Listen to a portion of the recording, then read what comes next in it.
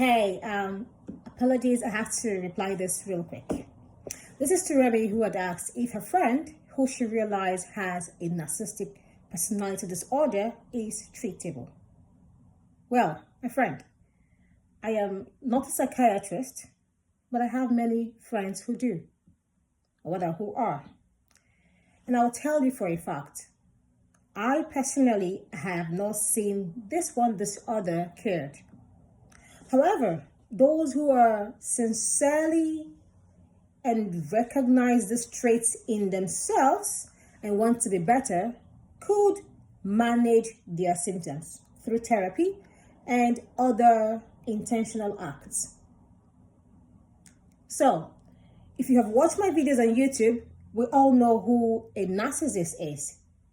And if you haven't, please save yourself the medical bills and go watch my videos on YouTube, Facebook, Instagram, and TikTok. So, in friendship, this character always shows up as charming, going overboard, and always there. At first, they are always the first person to welcome you in a circle, in a new environment. Yes, they show you around, they tell you other people's secrets. Oh yes. So after they have warmed up to your heart, the mask begins to fall off or slide. It may not fall off entirely, but slide, because to them, they've probably gotten you to a real position where you now trust them, you now listen to them. So this is where they get so comfortable around you that they don't realize the mask falling off or sliding off. Yes. So for example, they now begin to show you a manipulative pattern. Say, picking up a fight with you just because you did not call them for the 100th time a day to ask about how their day is. Something as flimsy as that. Or they expect you to always listen to them. Meanwhile, they never want to hear about your story. Your conversation with them is practically superficial and one-sided because they're always talking about themselves.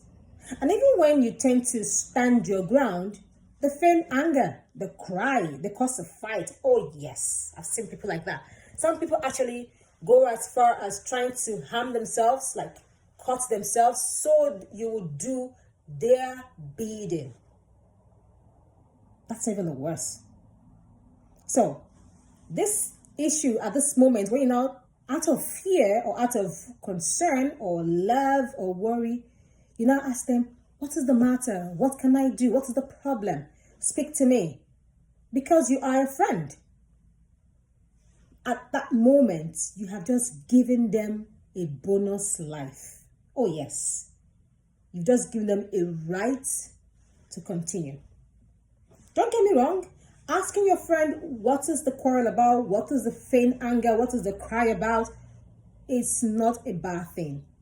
But for the narcissist, that is you opening up the door for them to come in and do more harm. Some of them would want to start cutting themselves, harming themselves, just to get you to ask them, what exactly is the problem? How can I help?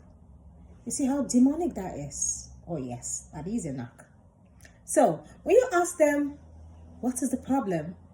I said, that is you giving them a bonus life. Because in that way, or in that instance, they now deploy another tactics. I call it the guilt tripping. Yes. They now say something to you to make you think you owe them an apology for something you have rightfully done within the sanity of your mind. And factually, you don't. But they'll make you think you are the trouble here. You are the bad guy here.